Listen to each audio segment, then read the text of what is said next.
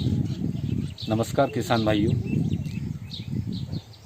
जिला खंडवा, तहसील हरसूद, ग्राम ब्रह्मोग्राम से मैं अजमल मीना जय माँ गौरी चैनल पर आज किसान भाइयों के लिए एक नई जानकारी लेकर आया हूँ। ये हमारा एक छोटा सा जैविक खाद बनाने की दिशा में एक छोटा सा कदम है, एक नई पहल है।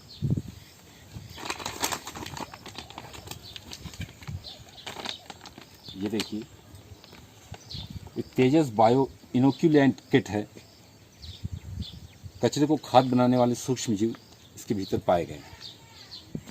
मेरे गांव के एक किसान मित्र श्री राजेश जी ने मुझे प्रेरणा दी कि मैं जैविक खेती करने के लिए, जैविक खाद बनाने के लिए अपने नज़दीकी कृषि विभाग के आत्मा परियोजना अधिकारी श्री कमलेश लोवंशी जी से संपर्क करूं। और मैंने श्री कमलेश लोवंशी जी से संपर्क किया। उन्होंने मेरा स्वागत किया और मुझे जैविक खाद बनाने के लिए प्रेरित किया और साथ ही मुझे एक तेजस बायो इनोक्यूलेंट किट प्रदान किए और ये बताया कि इसका प्रयोग हमें किस प्रकार करना है, किस प्रकार हम इसके माध्यम से कचरे को अतिशीघ्र खाद बना सकते हैं। सभी किसान भाई इस तेजस बायो इनोक्यूलेंट किट का लाभ किस प्रकार ले सकते हैं, मैं आज आपको दिखाने जा रहा हूँ। ये जो तेजस बायो इनोक्यूलेंट किट है, फसल कटने के बाद खेत में कई किस्म का कचरा पड़ा रहता है, जैसे भूसा, फसल, डंठल, पत्ते आदि। इनमें विशिष्ट प्रकार की शर्करा जैसे सेल्यूलोज, लिग्निन आदि रहते हैं जो आसानी से घुलनशील नहीं है और जब तक वे नहीं गलते खाद पूरी तरीके से पक नहीं पाता। प्राकृतिक तरीके से गलने के लिए उसे कई बार 6-6 माह भी लग सकते हैं। जब गोबर की खाद में तेजस मिलाया जाता है तब तेजस कुछ नरम किस्म के अम्ल तथा हार्मोन छोड़ता है, जैसे सेल्यूलोज, पैटिनेज आदि, जो खाद को तेजी से पकाने में मदद करते हैं। और इसकी उपयोग की विधि मैं आपको बताने जा रहा हूं मित्रों। इसमें ध्यान आपको ये देना है कि 35 से 40 सेंटीग्रेड से ऊपर आपका इसको प्रयोग नहीं करना है। 35 सेंटीग्रेड से कम होने पर ही इसको आपको प्रयोग करना है। और इसके प्रयोग से क्या लाभ होते हैं वो भी मैं आपको बताऊंगा कि खाद बनाने की प्रक्रिया पूरे 3 माह में पूरी हो जाती है। हम इसके प्रयोग से, तेजस के प्रयोग से हम 3 माह में कचरे को खाद बना सकते हैं और अधिक से अधिक फसल में उसका लाभ ले सकते हैं। और इसके क्या क्या फ़ायदे होते हैं मित्रों, अब देखिए आप। हानिकारक सूक्ष्म जीव जो फसल को हानि पहुंचाते हैं नष्ट हो जाएंगे। मिट्टी भुरभुरी होती है, पानी ग्रहण करने की उसकी क्षमता बढ़ जाती है, पर्यावरण सुरक्षित रहता है, फसल चमकदार और अच्छी उगती है। कंपोस्ट का CN तथा CP अनुपात सुधरता है। अब इसकी मात्रा मित्रों 2 से 3 किलोग्राम तेजस 1 टन में मिलाया जाता है। तो यदि खाद आपके पास कम हो तो आप इसकी मात्रा कम कर सकते हैं। आप इसे 250 ग्राम भी मिला सकते हैं, इसे 500 ग्राम भी मिला सकते हैं। जैसे आपके पास 2 कुंटल गोबर है तो आप इसको 250 ग्राम मिलाइए या फिर 1 किलो मिलाइए, आधा किलो मिलाइए। और यदि आपके पास में 1 टन गोबर है या कचरा है तो आप इसकी मात्रा 2 से 3 किलो रख सकते हैं। अब देखिए मित्रों, आपको इसका प्रयोग किस प्रकार करना है। इसका विधिवत प्रयोग करने के लिए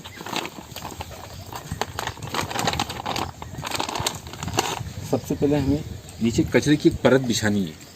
सूखे कचरे की परत बिछाने के बाद में हमें उसके ऊपर गोबर का छिड़काव करना है। गोबर का छिड़काव करने के बाद में हमें उसके ऊपर पानी डालना है और पानी डालने के बाद में तेजस को मिला। तो मित्रों, इसका प्रयोग हमें किस प्रकार करना वो मैं आपको दिखाने जा रहा हूँ। हमें सबसे पहले एक फावड़ा लेना है ताकि हम इस खाद को अच्छे से मिला सकें।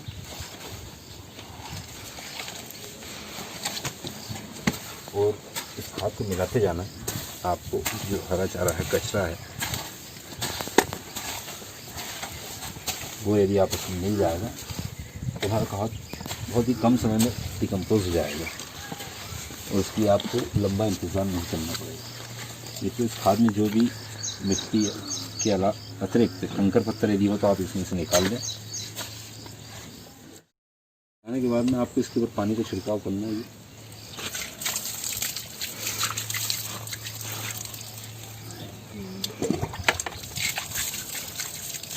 प्रतिदिन इसमें नमी बना के रखना आवश्यक। इसके बाद में फिर हमें इसके ऊपर से कचरे की एक परत बिछानी। इस प्रकार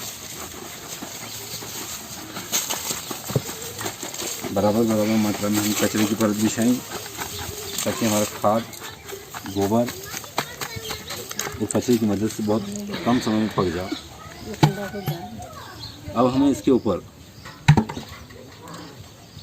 गोबर की एक परत बिछाएंगे। पानी जितना हम डालेंगे इसके ऊपर उतना ही अच्छा रहेगा, नमी बनी रहेगी। और गोबर की जब परत बिछाएं तो हमें ध्यान रखना है कि गोबर हमें इसमें ठंडा मिलाना है।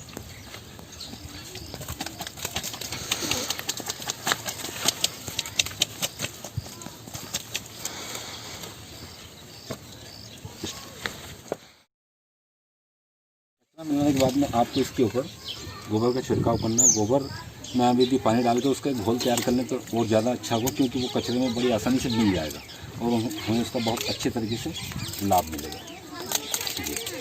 ये मैं गोबर का छिड़काव कर रहा हूँ। एक तगारी गोबर की आवश्यकता मेरे को और पड़ेगी। आप देखिए, आपको इसे गोबर डालने के बाद में फिर से फावड़े से मिलाना हो ताकि कचरा और गोबर आपस में मिल जाए। ये मैंने कचरा और गोबर मिला दिया आपस में।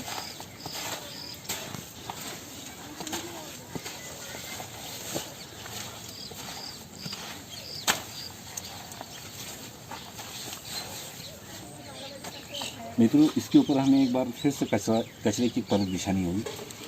तो ये कचरे की परत में बिछा रहा हूँ। इस कचरे में गोबर और गौमूत्र भी मिक्स है। जो जानवरों के नीचे जो भूसा पड़ा होता है ये वही कचरा है। इसमें कुछ पत्तियाँ भी हैं। कचरे की परत बिछाने के बाद में आपको फिर से पानी का छिड़काव करना होगा ताकि हमारा गोबर और कचरा अच्छे तरीके से मिल जाए।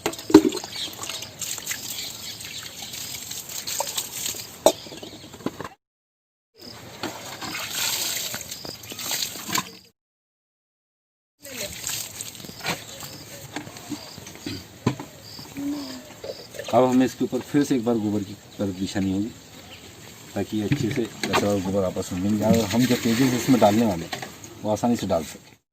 मित्रों, गोबर को जितना पानी डालकर ठंडा करके मिलाएंगे उतना ही अच्छा होगा।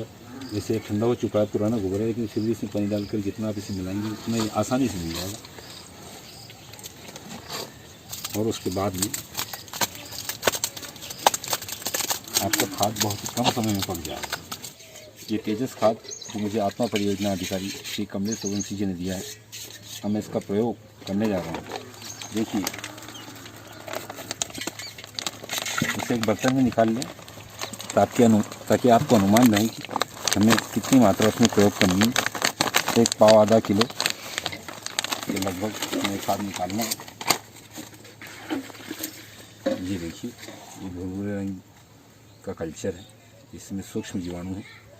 और अब हम इसे अपने गोबर में मिलाने जा रहे हैं।